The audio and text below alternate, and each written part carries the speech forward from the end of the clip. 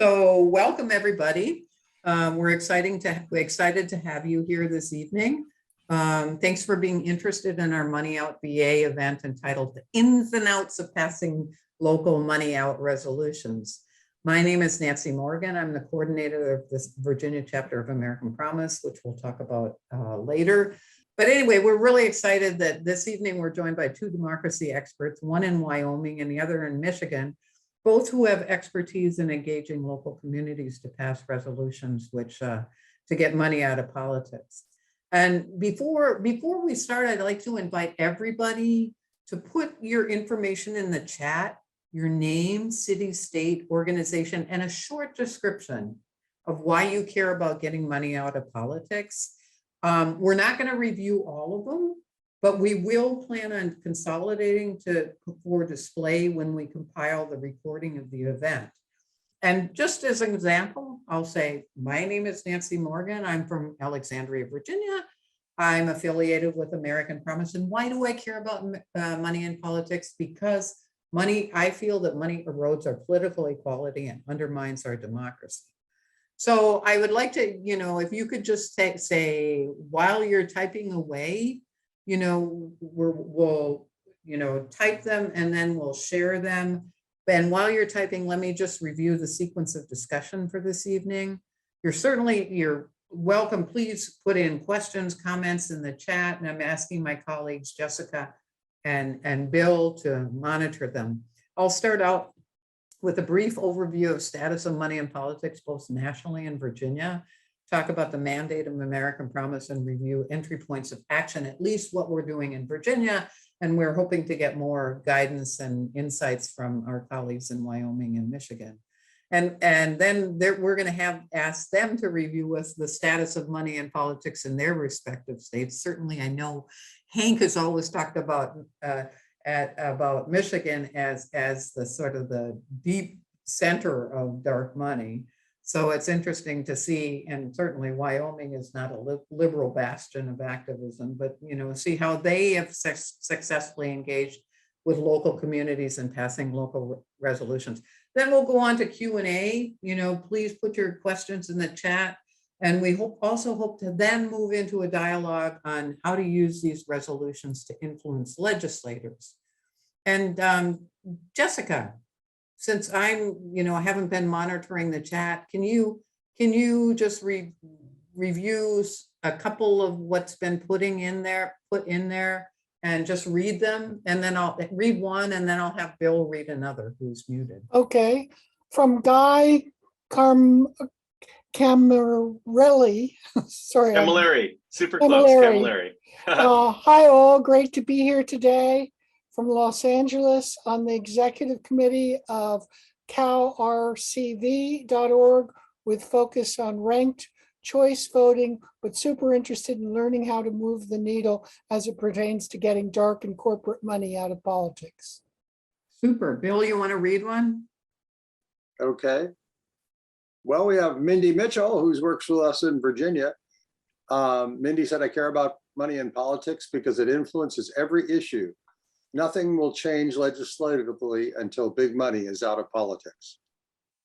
Okay, thanks. And I also know Janet Boyd is here, who is also from the League of Women Voters. So, and also Monica Rodriguez. I just want to say Monica is from New Jersey. And so we're excited to have a broad range of people from different states. Certainly Patty is out in Loudoun. Anyway, let me just start. I'm going to share my screen. And I'm just going to do a quick overview of why we should, the issue of money in politics and looking at how you can raise your voice and take action. First, let's look back at saying, what is American Promise? It's such a funny name. It's like, what is American Promise? It's sort of, it's rather unique in the democracy reform space in that it focuses exclusively on passing an amendment to the resolution, amendment to the US Constitution, which allows Congress and the states to regulate election spending. And I think that you all know about Citizens United, but when you look at the history of the Supreme Court legislation, it goes back to Buckley versus Palaio in 1976, where they allowed people who like Bloomberg or anybody else who wants to run to office, they can spend as much as they want on their elections, because it was the first time that money was defined as speech. So we're on the federal level, we were looking at passing this constitutional amendment to the US Constitution. And then when our group started 5 years ago, it was like, I didn't know that Virginia is such a statistical outlier. I'm sure Bill did, but it's just like, we were just shocked that, in terms of campaign finance, that we're so bad. It's basically a pay-to-play state. So we have a federal entry point and a state entry point. And why? Obviously, because I think we're all here tonight because we believe that people, not money, super PACs or corporations govern. And so when you look at why people should care about campaign finance, and it's funny because campaign finance is so unsexy. It's like people really don't, when you talk about money and politics, they'll understand, but campaign finance less so. But I think that everybody in the room tonight can find their passion and how looking at a certain public policy entry points where you can clearly understand why money affects our public policies, and not in a way that really enables our citizens and makes our country more equitable. Certainly Virginia energy policies, I think everybody throws up their hands and says, oh my God, it's Dominion is giving so much money and we have no limits, and it's affecting our policies. Climate change, spiraling drug prices, dysfunctional healthcare system, mass incarceration, nursing home care regulation, broadband access was a big issue during COVID in Virginia, poverty programs, and most recently, of course, guns. So I think that everybody can agree that whatever public policy issue you care about, money is involved somehow. And certainly, today's reality, we feel that, we're losing confidence in our institutions basically because of money in politics and pay-to-pay politics. So I think I'm an economist, so I always love graphs. And it's like, this shows it in a crazy way. Look at that trend, $14 million was spent in 2020. And this, remember, 2020 was both congressional and presidential. So when you look in 2010, of course, was the Citizens United ruling. So it's obviously there's a correlation between their ruling and money coming into politics. When you look at this, and in this I rely on Open Secrets, which you look at how money going into congressional campaigns or president, and then those independent expenditures, which are sort of amorphous group, including dark money, where you don't know who the donors are. But apparently Open Secrets estimates that probably $4 billion was spent out of that 15 billion on just independent expenditures, and possibly dark money estimated at $1 billion, but it's probably much more because it's very difficult to track that stuff. And I was looking at Open Secrets today, and it's like, okay, so we've got congressional races coming up.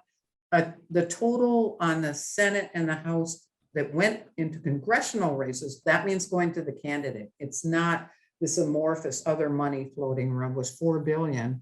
And already when they did their filings to the Federal Elections Commission at the end of June, it was 2.4. So if anybody wants to make a bet, I'll bet $10. That's how much probably I have, But certainly, that the spending on the congressional elections this year is going to be at least $11 billion. So I'll pay out later after November. But American Promise, so on a federal level, we need a constitutional amendment.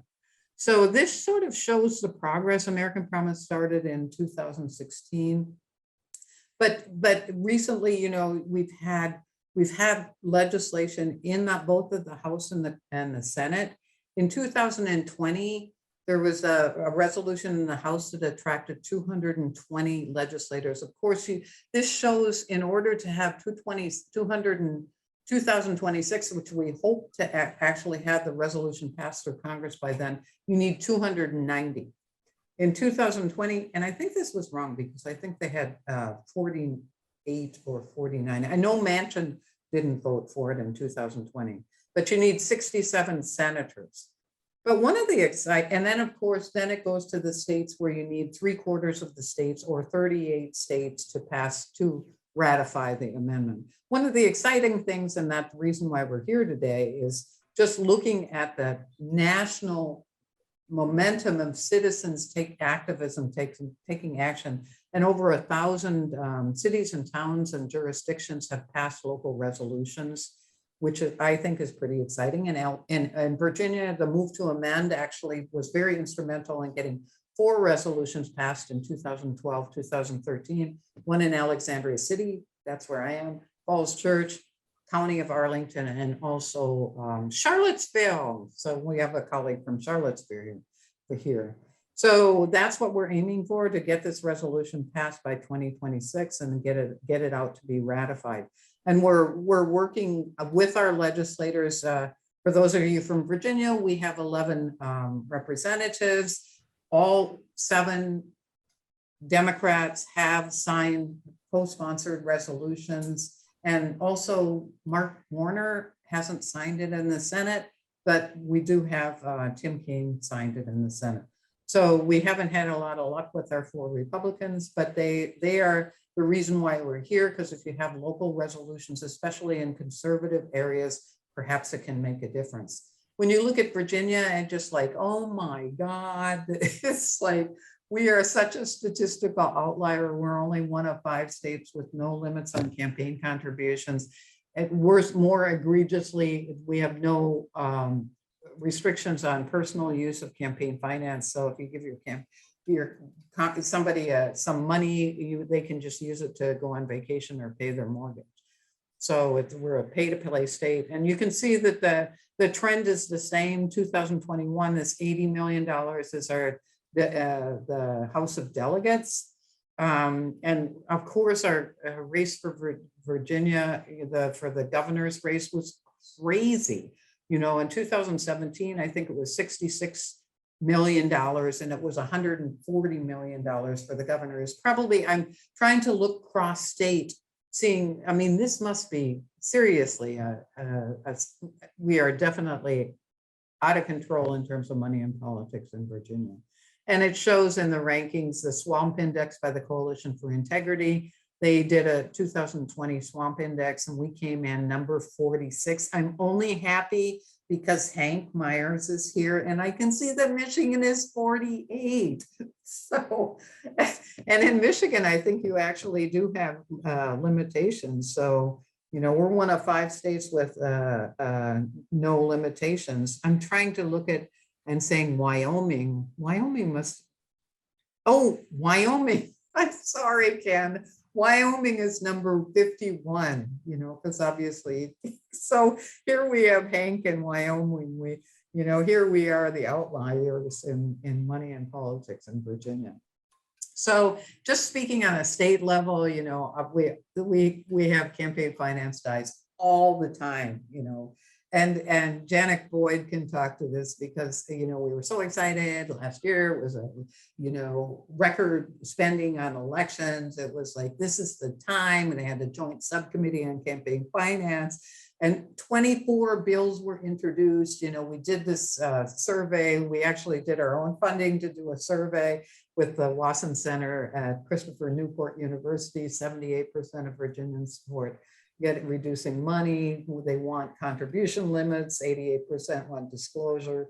73%, you know, need to close the loophole on personal use of campaign finance. And only three bills passed. One was an oversight bill. One was a marginal disclosure bill that was very narrow. And then, of course, we had a continuation of the joint subcommittee. So Janet Boyd, I just have to, you know, from the League of Women Voters, our group, you know, Patty Morrissey is here. We all were sitting there testifying on all 24 bills. Bill was, you know, there, Jessica was there, Mindy was there, everybody was there, but only 3 bills passed. But okay, it's a start, right?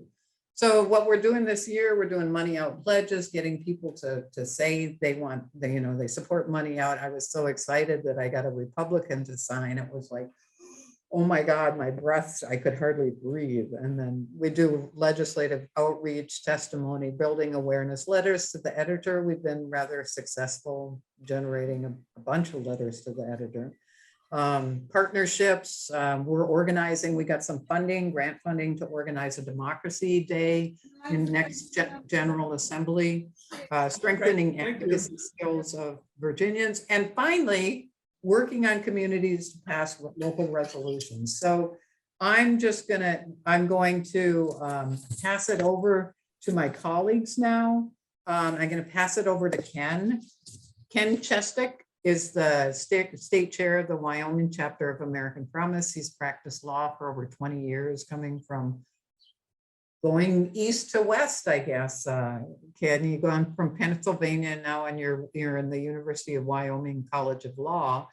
And also it is also noteworthy that he is running as a Democratic for their state legislature in District 13.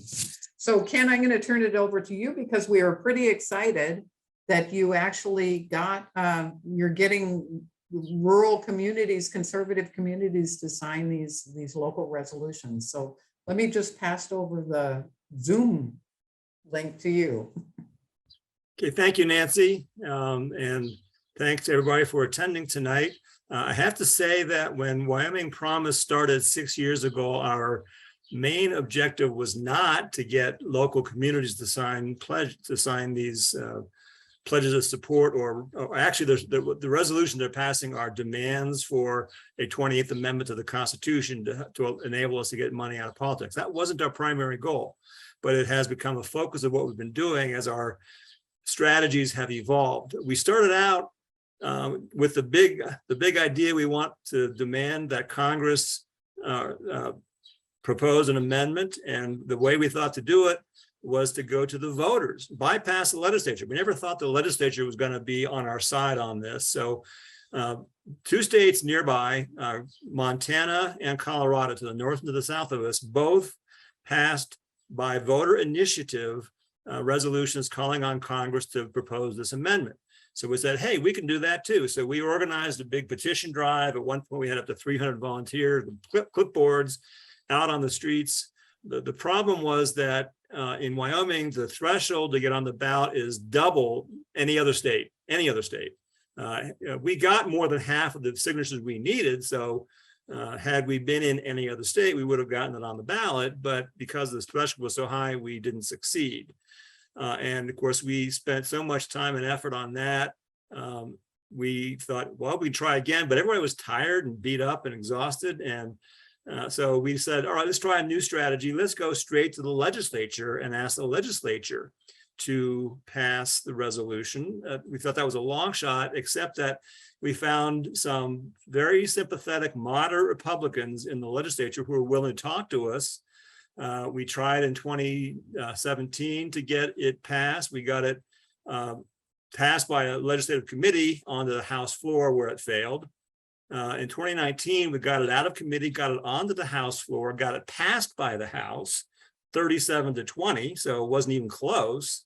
But it then failed in the Senate by 1 vote. The Senate committee refused to put it on the Senate agenda, so we failed in the House and the Senate by 1 vote. So, but we were encouraged by the fact that we had such strong support in the House. So then we decided to shift gears a little bit and try and put some pressure on the Senate by getting local communities to start passing resolutions to show the Senate and the House again that this is a popular thing. If you talk to any poll on this issue, you'll find anywhere from 80 to 90% of citizens support what we're trying to do. And you don't get that from one party only, especially not in Wyoming, where the Republicans outnumber Democrats by about 4 or 5 to 1. So we figured, well, let's try and get some local support. And the way we were able to do it, actually, let me back up just a small step. The way we were able to get the House to pass it was, I hate to say it, but we had to attack the Democrats. because which was actually pretty easy to do, because if you look at Open Secrets, that's a great website, by the way. Nancy mentioned it earlier. It's a great website, nonpartisan. It's numbers driven, and the Open Secrets had a report that the Democrats are getting better at this kind of stuff than the Republicans are. There's been more money raised in the last couple of cycles by Democrats in support of dark money activities than Republicans. So that was a selling point. We were able to use that to talk to our legislators and say, you know, the Democrats are beating you guys up. Let's stop them from doing it. And that was pretty persuasive to a number of Republicans. The other thing that was going on in Wyoming, and it's got even worse this year. It's as bad as I've ever seen it because of the Liz Cheney race. The infighting in the Republican Party, you see it nationwide, but in Wyoming, it is just absolutely there's no single party anymore. The Republican Party is so fractured. You have the rhinos, which I call the moderate Republicans, the real Republicans, the original Republicans, and then you have the Trumpists and the far right. And they are demanding such loyalty. They are declaring the real Republicans rhinos, and a ton of dark money has been flooding into local Wyoming state legislature races. And a lot of the in the last cycle in 2020 election, several well-respected Republican moderates got primaried from the right and lost because of dark money nonsense. There's a lot of horrible ads sponsored by dark money groups attacking them, and successfully in some cases. So the more of those attacks happen, the more the moderates say, this is our last chance. We got to stick together and defeat these dark money groups so that we can keep the Republican Party the way it's supposed to be, a center-right party that actually does care about people and wants to do the right thing. So we've been able to play on those divisions within the Republican Party. But after 2020, we didn't get it passed in the 2021 session. So we decided to start going to local communities, to the cities and the Wyoming Association of Municipalities, and get local resolutions passed. And the first one we got passed was in Cheyenne, which is a Republican city, but relatively moderate city. And then we got it passed in Laramie, where I live, which is one of the only little specks of blue in the entire state. And Lander passed it, but the big win for us, well, then the Wyoming Association of Municipalities got on board and unanimously adopted a resolution calling for a constitutional amendment to get money out of politics. And once the Wyoming Association of Municipalities was on board, that's when we got, that actually happened before Laramie joined. And then about a month, 6 weeks ago, the city of Gillette passed a resolution in the same resolution that WHAM had passed that demands Congress propose this amendment so that we can ratify it. And Gillette was significant to us because it is, I think, the most conservative city in the state. It's the heart of coal country. The legislators from that district a few years ago proposed in the legislature a bill that would have made it illegal to sell, for power companies to sell any energy generated by wind or solar. It would have been illegal. Bill went nowhere because it's a silly bill, but I mean, that's how conservative this city is. It passed unanimously in the city of Gillette, because again, a lot of dark money, even at the city level, there's dark money. A whole bunch of city council races were affected by dark money, and they have seen firsthand the ills of how campaigns get so negative and full of lies. They got tired of it, so they passed it, and we've taken that to the Corporations Committee of the legislature. About a week after the Gillette bill, the Gillette resolution was passed, there was a hearing of the Joint Corporations and Elections Committee, and that's where we've been having some success. And we actually got the committee by a split vote, but like 7-4. It was a fairly strong vote to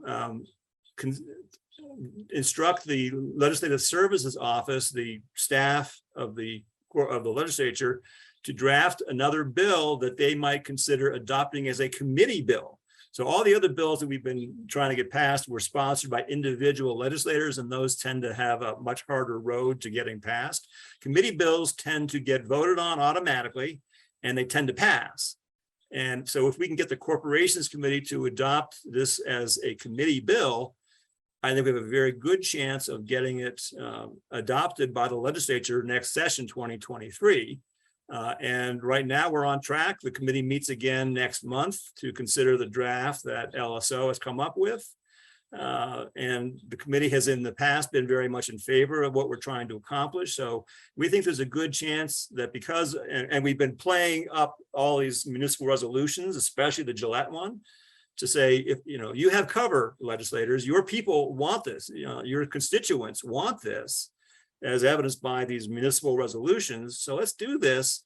And I think we're in a better position this year than we've been in the past several sessions to actually get this done in 2023. So I think that the local resolutions are a great way of showing the legislature, your voters want this to happen. If you vote for it, you're going to please them. So please vote for it. And that's where we're at right now. So could you, before we go on to Hank, can you talk a little bit about the process of how you engaged in Gillette and, how you got them, the process for getting the advocates and getting a resolution passed? It's pretty much, we're using local people to do it. So I was the point person in Laramie because that's where I live. Another board member was the point person in Cheyenne. It's all been our board members of Wyoming Promise Inc. We have a 8 or 9 member board right now. And each local board member took it upon themselves to contact their mayors and their local city council members and talk it up. And it hasn't been hard. To be honest, it's really been a fairly easy sell in all 4 of the municipalities that have done it so far. So it's really just a local person talking to the local council member and local mayor is what's getting it done.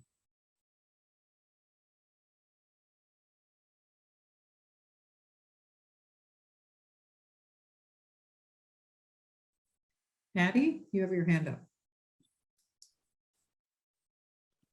Yeah, Ken, that was really, really interesting. And I just needed clarification on, are these resolutions specifically supporting a 20th Amendment to the Constitution? So that you've got that, what am I trying to say? The weight on the legislator for them to pass it. And then we check off Wyoming, they're the good guys. Yes, every one of these resolutions specifically asks for an amendment to the US Constitution that allows state governments and Congress to regulate campaign finance, specifically including a declaration that corporations are not people and money is not speech, and basically overturning Citizens United. That's very explicit in the resolutions that are being passed by these local governments, and that's also what's going to be in the bill that's being drafted by LSO. And is that we have ours. I have it right here. Is it American Promise based? Is it the same language that we're using, do you know, or? No, it's our own language. Again, we were talking a little bit earlier before we began that Wyoming Promise Inc. is legally independent of American Promise. We're our own 501c4 corporation. And we do that for strategic reasons. I mean, we work very closely with American Promise, and we've had a lot of consultation and help from American Promise. But we want to be able to go to the legislature and say, we're independent. We are not controlled by any outside group. We're all local people. We're locally incorporated, and which is all true. And that has given us some credibility with it. So we've drafted our own language, but I've showed it to Jeff and some of the other people at American Promise, and they like the language you've done, and it's all along the same lines of what everybody else is doing. Okay, Bill, you have your hand up, and then Josh, you have your hand up. So Bill. Yes, hi. Thank you, Ken. It may be too early to get a sense of this issue, but have you gotten any indication from your senators and your congressmen about how they might respond to this legislation? Yeah, we've gone to the lobby days that American Promise has organized. We've been in Washington several times, talked with with Liz Cheney. She was we have one representative, two senators. Liz is our representative. She was probably the most hostile to what we're trying to do. But all the senators were also saying, thanks for coming in, and all the happy talk, and then they blow us off. So I don't have any sense that we have any real support among our congressional delegation at this point. Josh. Yeah, thanks, Ken. I was just wondering, back to the language, is you have your own specific language, but each locality or municipality, do they tweak it themselves for their own purposes, or are all of these things the same language within the state? I think they've all adopted the WHAM language. The Wyoming Association of Municipalities proposed basically model legislation that does exactly what we want it to do. And I think all or most, maybe all of the municipal resolutions have followed that language specifically. So it's basically WHAM language, but it's good language, and it does what we need it to do. So the WHAM thing, were you instrumental in getting the Association of Municipalities to pass this? Because it seems like a step up from doing local resolutions, and certainly Hank can talk about that in Michigan. And when you look at local resolutions, or even in Wisconsin, I mean, seriously, they have hundreds of resolutions, and trying to get a higher level engagement and commitment to this issue. So how did the WHAM resolution work? That was actually not our idea. What happened was I approached the Laramie City Council, because I live in Laramie. And as I said, Laramie is sort of that and Jackson are the two little blue specks in the state. And the people on the Wyoming City Council tend to be more progressive. So they're a little bit of outliers in terms of state politics. And they didn't want to be out in front of this, because they said, we might hurt your chances if we're the first one to do this. Then it's going to be seen as, oh, this is a liberal thing. We can't. So it was their idea. A council member that I was working with, it was their idea to say, let's see if we can get the Wyoming Association of Municipalities to sign on to this. And if they sign on to it, that gives us cover to do it. So the Laramie City Council waited until, and I think they were the ones who proposed it at the WHAM level. And as far as I know, it was a unanimous vote at the WHAM level to do this. And once that got done, then Laramie got on board, and Gillette got on board, and a few other. And so I think it was a great idea. I wish I thought of it myself, but I can't take credit for it. And what are your plans now as you go in, and especially with opposition in the Senate? How do you strategically, do you target communities that are where you have recalcitrant senators who don't support it? Yeah, one of the senators that was in the majority, he was one of the three that voted no in the committee in 2019. He's still on the corporations committee. He voted yes on keeping this going and getting LSO. And I've been talking to him, and he's from Lander. And Lander is one of the communities that did this originally. I think they were the first community to do this. So when the community said to him, we want this, that made him sit up and think about it. I've been able to talk with him several times. I have a good relationship with him. He's a guy you can talk to. But yeah, so the Lander community got him to think about it. And so if we can flip him, then we have another senator, and he's, like I said, he voted yes to keep the process going. So he's very seriously considering it. He's not on board totally yet, but I think we can work with him. That's great. So let's move to Michigan, the epicenter for dark money, the Betsy DeVos. And so I'm going to turn to Hank. And Hank, interestingly, he's affiliated with American Promise, but he's also the chair of the president of Michiganderians. I never can say that. Why do you do that? Michiganderians for Fair and Transparent Election. It's Ganders. Michiganders, real easy. Michiganders. I've got a couple extra syllables there. But he said he was a background in information technology, but specifically focused on healthcare issues. And so you'll have to explain this too, because you're the chapter leader on American Promise, but also Rise Up Michigan campaign. You started in 1919, and it's really interesting. We're not a ballot initiative state in Virginia, but trying to get communities across the state to endorse campaign finance and also a ballot initiative to improve dark money disclosure. So Hank, I'm going to turn it over to you. Tell us what's happening in Michigan.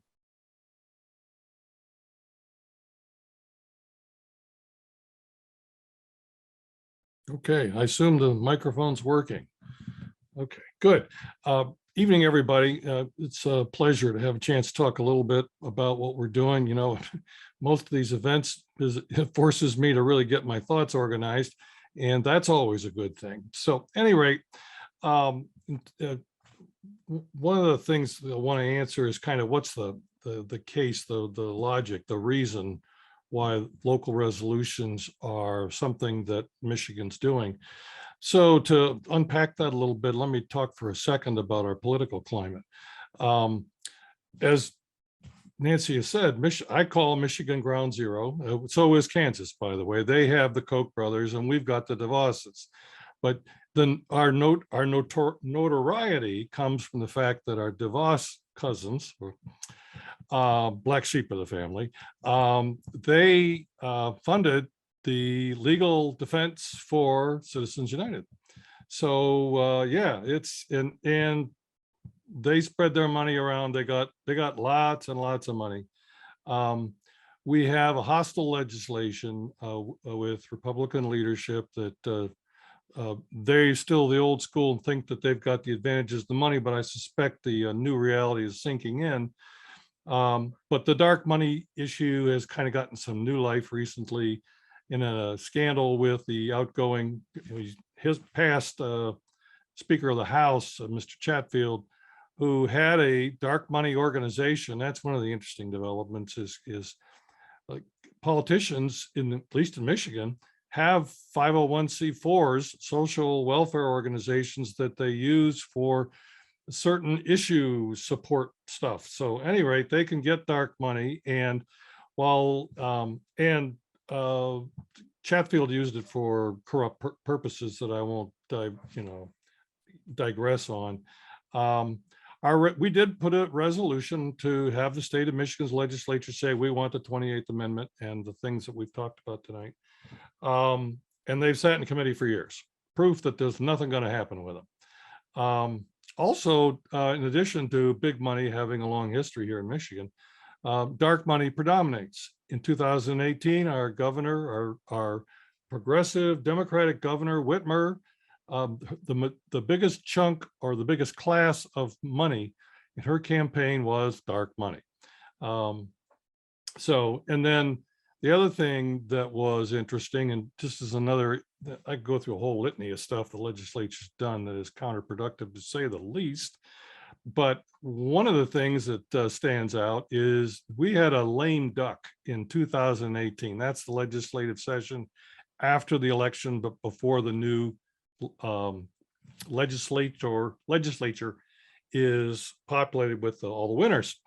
And so these are people got nothing to lose, and was very heavily Republican, and they cranked out 400 and some odd bills in the course of less than a week. Now, keep in mind that the legislature that year, up to that moment, it only passed 55 pieces of legislation. So that gives you an idea how crazy it was. Well, one of the things that they passed was a bill that said that no state government agency could legally ask a 501c organization, or any 501c organization, but particularly the force, for donor information or financial transaction information.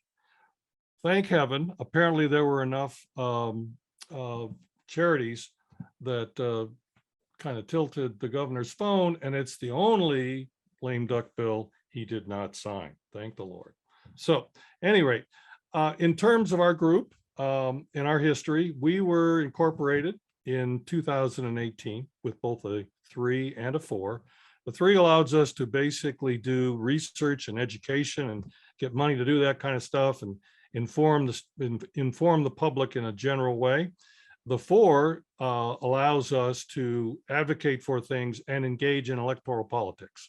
And a 4 can use unlimited money, and a 4 can go into a ballot program. So at any rate, so we're in a position to do both. Our goal is 2 things. One is the overturning of Citizens United, restoring the federal and state government's right to regulate money in our politics, differentially treat artificial entities, better known as corporations, and their ilk, and to make sure that in Michigan, money does not equal speech, or in the federal government, or anywhere for that matter. So that, that's why we're affiliated with American Promise, is we are foursquare behind that effort. We are also about transparency in our elections, all different sources of dark money. And we're also interested in transparency in the messaging that goes on. Who are indeed the funders behind an ad? Not the organization that bought the ad, it's the funders behind the ad. Because Michigan doesn't have any annual financial reporting on the part of candidates or legislators, our transparency initiative calls for annual financial interest reporting by the candidates and elected office holders. It also says you break any of these rules and it's not a misdemeanor. We're not going to slap our hands. We're going to hit you. It's a felony. We are upping the ante about the consequences of this. Okay, so in 2019, we drafted our transparency ballot measure. In 19 and 21, a lot of steam got lost in circulation activity around ballot measures because of, we all know, COVID. It wasn't exactly the thing to do to go stand out and try and meet strangers. So at any rate, what we did instead was deal with another bill that came out of the infamous 2018 lame duck. And that was a bill that made it seriously more complicated to circulate for petitions. In 2018, Michigan passed 3 or 4 pieces of or ballot measures, which had very significant impact. One of them ended gerrymandering. We now have a Citizens Commission that just produced what we believe are reasonably balanced congressional districts, as well as state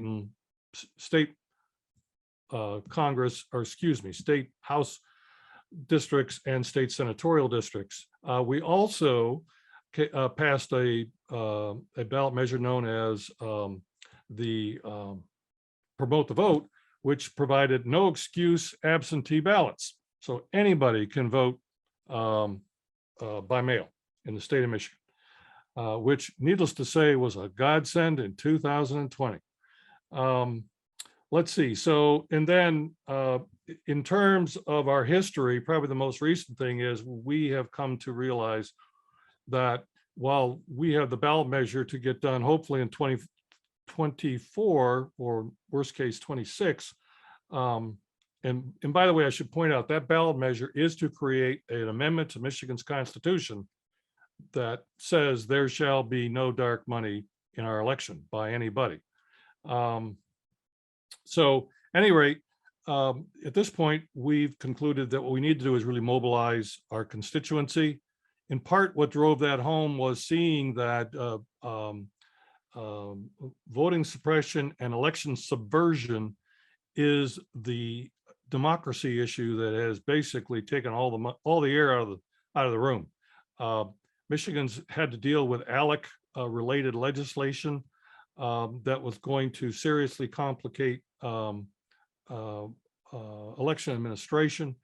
And so there's now a ballot measure that got record number of signatures that would checkmate things like, for instance, it will stipulate that anyone that is in the authority chain of reporting ballot results must use only the recorded vote tally. In other words, it checkmates this notion of the legislature saying, we think something went wrong. We think this other guy won. As we know, there's something coming out of North Carolina that's headed for the Supreme Court around that subject. And so we fortunately wouldn't have to deal with that with our state offices. 2021 was our first county board to adopt our resolution. So why did we choose to do this? Well, first of all, we can't depend on our legislature. So the idea is we're gonna make it real obvious if they don't do something here, their political lives are at stake. It also gives anyone the ability to take meaningful action. And what's really important right now in getting things moving on money in our politics is overcoming cynicism and the feeling of helplessness. Because there's a great deal of that out there on this topic. We also see this as getting rolling a virtuous circle of success, or a cycle of success for both the individuals doing it and the communities. Again, it's driving home the point, we can do this, and it's the most important thing for us. It also creates a nonpartisan community voice that speaks directly to members of Congress and says, get rolling, you need to be part of making the federal amendment happen. We have, I believe, 8 out of our 14 congresspersons are Republicans and have not taken any kind of support for this. So in Michigan, we can do resolutions that speak the temper or the opinion of the public, but it can't be about anything other than Michigan law. That's in our Constitution. So what we're going to do is basically go around and speak to our Congress people and say, your constituents, require this. So now in the case of resistant county boards, and by the way, we expect that to be very rare. We can use techniques of force to seek adoption by, mobilizing people more directly, petitioning with lots of people at hearings and so forth. But as I'll talk about in a minute with the process, the reality here is what we really want to do is to mobilize the citizenry. We also we're going to steal Ken's idea and seek some endorsements by the county associations and so forth to put the right mood on the local entities. The process itself, we're largely opportunistic. I mean, if we can find a constituent that wants to do this, we're going to go after that location. We are involved in engaging partner organizations to help us find constituents. Right now, Common Cause of Michigan and Represent Us are formally part of this, and they are encouraging their membership to become citizen advocates for this thing, or constituent advocates. Our process also involves training and support. We provide background data and issue information. Also, we've got a compendium of wording options that can be done for all kinds of issues and whatever, including things that ring really strong for conservatives. And the best one of that, as far as I'm concerned, is more and more dark money is national, large-scale money invading particularly senatorial elections and totally drowning out the state's issues. And it becomes, as the term used, becomes a nationalized election. And that's true. That is what's happening. The process also includes a buddy system to the constituent advocate so that they don't feel like they're all alone in this. Also potentially helping them find other people to be part of it. It's always a little easier when you got somebody else next to you. And then we would provide logistical help to the group after they get assigned, after they get an approved resolution.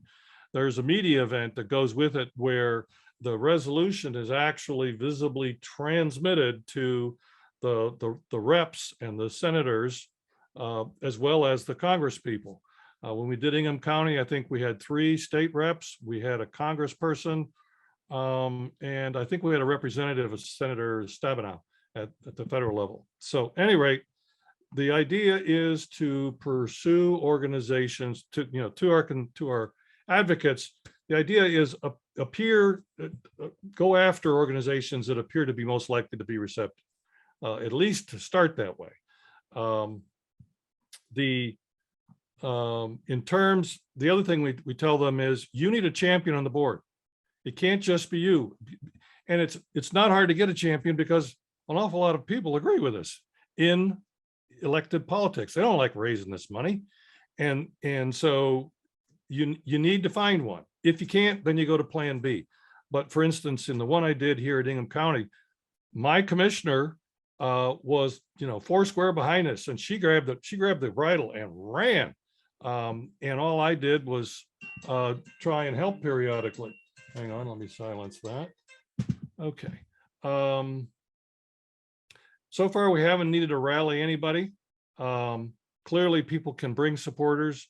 And then and it ends with the media event. So that's how our process works at this point. We are still trying to ramp up in the sense of more sites to pass it.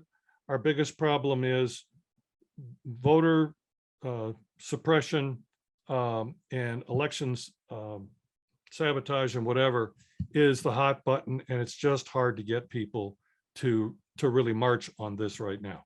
But so anyway, that's Michigan. That's where we're at the moment.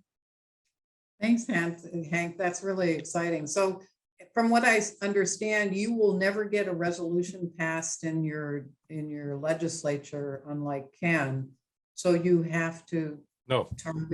I'm glad you asked the question. It's a good question, because the resolution, what I was talking about, the thing that can't happen is the people of Michigan cannot have a ballot measure to vote on that says something about the federal government. It can only be about Michigan law. The legislature can absolutely pass such a resolution. We just know right now it has about as much a chance as a snowball in the hot country of going anywhere. Okay. Anybody have any questions? Hank, how many resolutions have you passed in Michigan? One. Okay. We have 7 in process at the moment.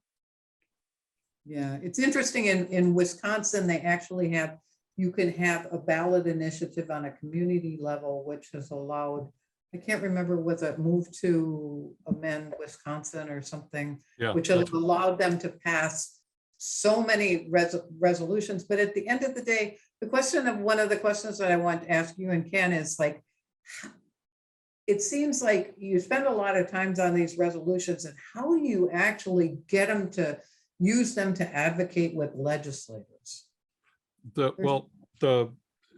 Our vision of this is after we get, maybe a half a dozen or more resolutions that kind of represent some of the corners of the state, that's enough wind under our wing that we can go into the legislature and have political standing, that have to meet with us and have to talk about it. Now, keep in mind, unless the makeup of the legislature changes radically, we will get a very, very poor response. And one of the things we're going to ask them is we want them to pass a bill that creates our amendment to the state constitution. But if they do that, it saves us from having to circulate it. It just goes right on the ballot. Now, the chances of them doing that are not all that great.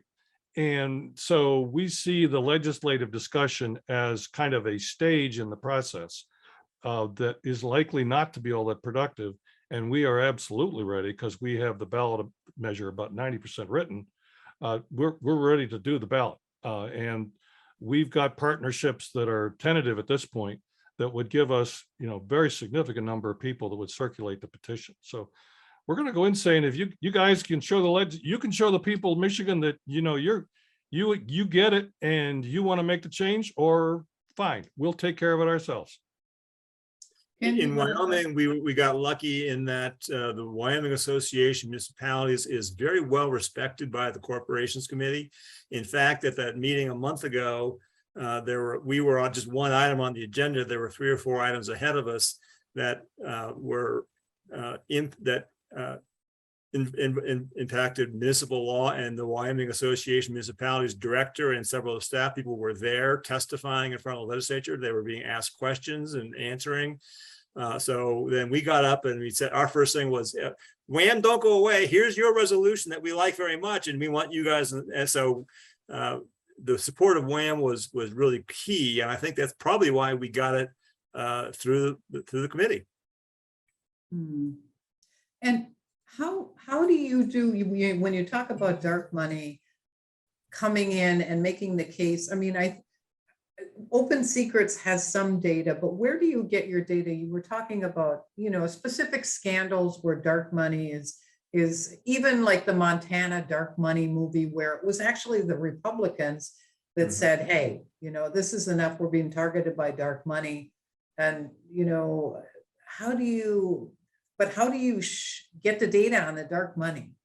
Well, again, as you indicated earlier, there's not really good data because it's dark. I mean, by definition, it's hard to find. But again, we got the meeting up in Hewlett a month ago where we had our success. Another serendipitous event was that one of the local newspapers had a news account, and they interviewed me for it. So I was in the paper about a very fishy dark money contribution to the Harriet Hageman campaign. Harriet Hageman is the Trump endorsed candidate to defeat Liz Cheney. And so there was a very public and very ugly dark money. Somebody filed a complaint against this group for making this probably a straw man donation. We don't know who the donor was a straw man donation through some dark money group directly to Harriet Hageman, and that became a big issue in the newspaper. So, I mean, we just read the newspaper. Dark money is so prevalent here, and it's so commonplace. We just sit and wait for the news to catch up with us, and we got a story to work with. And in the case of Michigan, we've got 2 or 3 things that there's good data on, that we can say, this is the tip of the iceberg, folks. It's going on all over the place. It's just, this is the stuff we've been able to break loose either as a result of newspaper investigations and the like, but and so that's, and you can take a look at some of the donor sources of state level campaigns. We can look at the Secretary of State and see who the donors are, and some of them are dark money groups. Marie, you have your hand up. Yeah, I just wanted to bring up, I'm sure most of you have seen these recent articles, but there are numbers of congressional campaigns, senatorial campaigns, and gubernatorial campaigns where there's Democratic outside spending on the part of the MAGA candidate in the Republican primary. And Peter Meyer in Michigan and Grand Rapids is one of them, where the Trump endorsed MAGA candidate there's being spending on his behalf on the television to up his profile against Peter Meyer in the Dem hopes that the quote unquote more beatable candidate would be brought through the Republican primary. So that is something that you could kind of gear towards a Republican legislator and say, look, not only is there money coming in from outside, but there's money one party interfering in the primary elections of the other. And you may or may not have a race like that that's going on in your state. But, those are examples that are happening. It happened in the gubernatorial campaign in Pennsylvania, and a number of the ones down south. Politico has had some articles, and I believe Open Secrets just had an article about it yesterday, about this dark money spending going on. Yeah, that kind of stuff drives our legislators nuts. It drives me nuts. That shouldn't be happening. I agree. I think it's a terrible idea, and I wouldn't do it and I am a Democratic candidate. I would never do anything like that. I think it's ridiculous. But I mean, to the point where we're having a phenomenon right now where I'm having a hard time finding places to put yard signs for my campaign, because so many of my Democratic colleagues have re-registered as Republicans so they can vote for Liz to try and defeat the Trump person, Harriet Hageman. But the legislature tried to pass a bill saying you can't do that, and that got defeated. But I mean, those kind of election interference, having the Democrats interfere with the Republican primaries, is a hot button issue up here in Wyoming.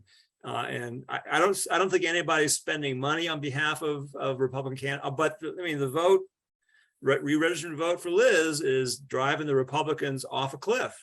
Okay, let's stop all that kind of stuff. Yeah, Yeah, anyway, it's a kind of perennial thing that if it doesn't happen, it's alleged in Michigan. And part of the reason is when I go vote in a primary, I can vote down the Republican side or the Democratic side. I can choose to vote for the other guys. And so you got this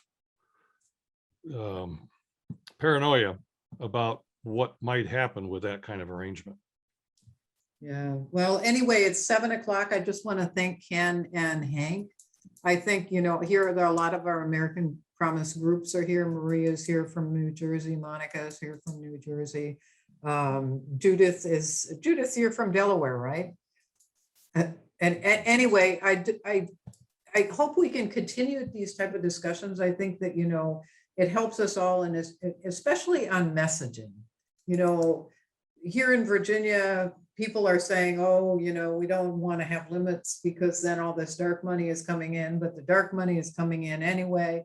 So we really need to have good messaging.